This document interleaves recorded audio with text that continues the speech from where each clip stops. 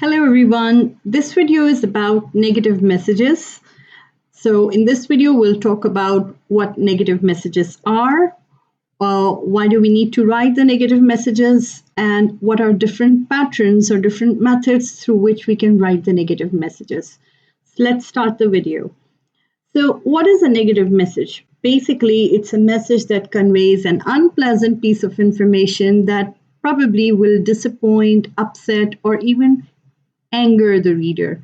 So, what type of negative messages can we have? A negative message can be a bad news, it can be a refusal that you are refusing some kind of an application, rejecting something, or it can be a huge demand that you're making on someone. So, when you're writing a negative message, you have certain goals while writing that particular message. The first and most important message is to convey the bad news, to convey the refusal, but to do it effectively and fairly. Then another objective is that you want the reader to accept that bad news. You don't want them to be in denial or to be, apprehensive about it or rejecting that news, but you want them to accept that this is what has happened. Next, you want to still maintain the good relationships. You want to maintain goodwill as much as possible with the person who's reading it. All right, you're conveying the bad news, but you don't want to just deteriorate the relationships that you have with that person. And last but not the least, you want to eliminate the need for further correspondence on that particular matter. For example, you have rejected a leave application of an employee. You don't want him to popping into your office and requesting you one more time that please give me that leave because it's so urgent for him. You have to establish the fact that if it is not possible, this is the final message from you, and further communication should not happen in that case. Let's move into the patterns that we can use for negative messages. There can be a direct strategy or there can be an indirect strategy. So, what does it mean by having these two different types of letter writing patterns? When you're writing a direct strategy negative message, you start with the bad news then and there. For example, I was giving you this example where an employee has requested for leave. You can say that your leave application has been rejected because there's a huge workload at the moment, and we hope you would be we would be able to give you the leave in the coming months. So this is like a very short message which is conveying a bad news with the reasons and a kind of a pleasant close as well. Alternately, the same message can be written with an indirect strategy where you're starting with a buffer. You might say that we have always valued the services that you have provided to the company. Currently, company has a lot of workload and you are an indispensable employee. So your leave application cannot be accepted. However, you may apply for the leave in the month of March, where you can enjoy your uninterrupted vacation. So see, we have two different kind of patterns. One where you're giving the bad news first and then explaining the reason later on. And the alternate method is you are kind of starting with the buffer, going into the reasons, and then disclosing the bad news. So when should we use the direct strategy and when should we use the indirect strategy? When the bad news is not very damaging, it's kind of a routine kind of a news, or you feel that the receiver might overlook that bad news, you can use the direct strategy. Or this is the pattern that the receiver prefers, or your company wants to sound firm, and that's the reason why they're using the direct strategy. Alternately, when should we use the indirect strategy? The indirect strategy can be used when you want to give bad news that might be really personally upsetting for a person. It's something personal that you are rejecting, or bad news that is related to a personal matter. You feel that the person would become really angry, hostile after receiving that particular news, or you feel that the relationships between the writer and the receiver might get severe after receiving that news. Sometimes, even if it's a small bad news, if it is unexpected, it can be threatening. So you might need indirect strategy in that case. Now, how do we write the direct and indirect practically? How does it look like? Let's have a look at this email over here. What do you think? What kind of strategy is used in this email? If you look at this email over here, we have uh, we have this as the bad news right at the beginning. So, what does this mean? It means that this is a direct strategy bad news. But if you read the lines, they're written very beautifully. The process of selecting an academic dean has been completed. Dr. Maureen Davidson has accepted the position and will begin in January. And who are we writing this to? We are writing this to Dr. Appleton. So rather than saying that, Dr. Appleton, your application for the job has been rejected, we are saying that very positively by telling him that another person has been appointed for the job. And then if you look at this section over here, it's giving reasons like why Dr. Appleton was rejected from this position. That is the reason that they're giving. And right at the end, we have a closing section where we are wishing that person well and we are thanking that person that thanks for applying to this college. And this is a direct pattern bad news. You can see it over here that we are writing this as a direct pattern. Why do you think we have used direct pattern here? Because it's kind of a routine in a work where you're applying for a job and you always expect that you either would be accepted or rejected for the application. So let's look into the next email that we have over here. Now, if you look at this email over here, it has 4 paragraphs. And in the first paragraph, they are saying that uh, we are proud that our total benefit package continues to rank among the best in the country and complies with the recent government regulations. So what exactly are they doing? They're kind of, giving a buffer over here. It's like a buffer. They are kind of reminding the reader that, see, we are so good, so nice. And then they are talking about such comprehensive package does not come cheaply. They are establishing the reason that the cost of such a package are really high, and the cost alone have risen over 300%.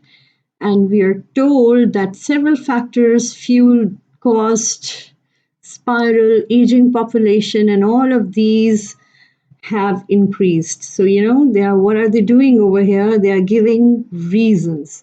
And reasons for what? Reasons for probably increasing the cost, increasing the price for the customer. Because, if you even don't read the next paragraph, it would establish in your mind that, okay, the costs are increasing. So what will happen next? Whenever the cost increases, the business, they always increase their prices too. So that's what they're establishing over here. They're saying that just 2 years ago, our monthly health cost for each employee was this much. Their cost, they're not talking about price. It rose to this much last year, but we were still able to absorb it. But this year, it has gone up to 339. So we are forced to share the increase. See, they are going up to the point that they are going to increase the prices. And you will be paying $119 a month. But they have not reminded the reader that there is an increase in price. They are just saying that this is the new price.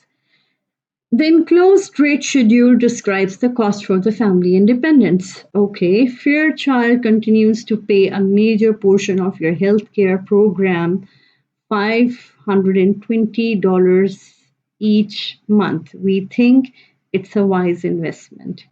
So they are kind of encouraging you and they are saying that please make this investment in your health and still keep the program. So it's like a pleasant close that they're giving here. So it's a close, and this one is the bad news. And even when they were giving the bad news, they were kind of, integrating the reasons with the bad news. So, what do you think? What pattern was this? This was clearly indirect pattern. And why do you think they have used the indirect pattern? Because it's a kind of news that people might not be very accepting of increasing the price, and that also of a very high amount. So that's the reason why they have used an indirect pattern over here. Uh, when you're writing the bad news, the portions within the bad news message, they're clear, they are buffer, they are reason. It's another email over here. It's a bad news, and then we have the closing. So, what should we include in each part that we have within the bad news? So, what exactly are the parts that are included when you're writing negative message with indirect pattern? We have four major parts in indirect strategy. We have a buffer, that's like a soft sentence, soft beginning in the indirect message. Then we have reasons, we explain the reason behind something bad that has happened, and then we give a bad news. We try to de-emphasize it. We try to put kind of, you could say, alternatives. We kind of put compromises over here with the bad news. And then we have a pleasant closing, or a closing that would soften up the bad effect that has been made on the person who's reading the bad news. So let's go into these sections one by one. Let's start with the buffer. Now, when you're writing a buffer, you have some options. You can give a best news before giving the bad news. Like sometimes you're in such a situation where you have a good news and a bad news. So give the good news first and then move on towards the bad news. You can appreciate the person who's receiving this email. Maybe that person is your long-standing client, that person is your dedicated employee, or someone else who you want to appreciate. If you want to reject something, maybe you can start with some agreement kind of sentences. You might give some of the room for agreement that, okay, see, we agree on these points, but these are the points where we don't agree on. Talk about the facts, talk about the things where you have understanding, and maybe you can start with a genuine apology. A genuine apology always works. If you're just not saying, I'm sorry, but you're saying, we understand the difficult time you might be going through because of the delay in delivery, that can be a genuine apology. What next? We can have the reasons there. When you're giving reasons, explain why this reason, or why there are some of the factors that are leading up to the denial, or that are leading up to the increase in cost, increase in price, or such any other bad news that you're giving. Show the reader benefit if you can, possibly. Let's say if we are saying that the costs are increasing, so tell the reader that because we are using a good quality product, because our ingredients are of high quality, that's the reason why cost is increasing. Explain the rationale behind your company's policy. Again, if you're talking about the increase in price, you can say like, it's our company policy to use the best quality ingredients in the products, and that's the reason why the prices are higher. And choose positive words to keep the reader receptive. Like rather than saying that we cannot give this at this price to you, you can say it is now only possible for us to offer this at this price. So rather than using no words, say give yes words. Show fairness and show seriousness about it. Don't crack humor while you're giving the reasons. When you're writing the bad news, position it somewhere in the middle of the paragraph. Don't start your paragraph with the bad news. Use passive voice. We have rejected your application. Rather, your application has been rejected. We cannot deliver your product up to the next Friday. Your product can be delivered after next Friday. So I'm combining two things over here, being positive and passive voice. Highlight the positive, we just talked about it, imply refusal. You remember Dr. Mureen's case over here, that Dr. Mureen has been appointed. Now, rather than saying that Dr. Appleton, your application has been rejected, we were saying Dr. Mureen has been appointed for the post. So you're implying that Dr. Appleton's application for job has been rejected. Suggest a compromise. Okay, if you can't offer a product A at a given price, you can offer the customer that, okay, within your budget, we have this product available and you might like that also because it has comparable features. So don't just say give a complete no or big no to the receiver. You can imply the alternative as well. Last but not the least, you can give the pleasant closing. You can say, we look forward to a good relationship. You can give alternatives, free gifts to that person. You can wish them well. You can offer free coupons, free samples, or you can tell about the other opportunities that are available for your reader. So that's all for our bad news or negative messages. Hope you have liked the video. Please subscribe to this channel so you don't miss any future videos. Bye for now.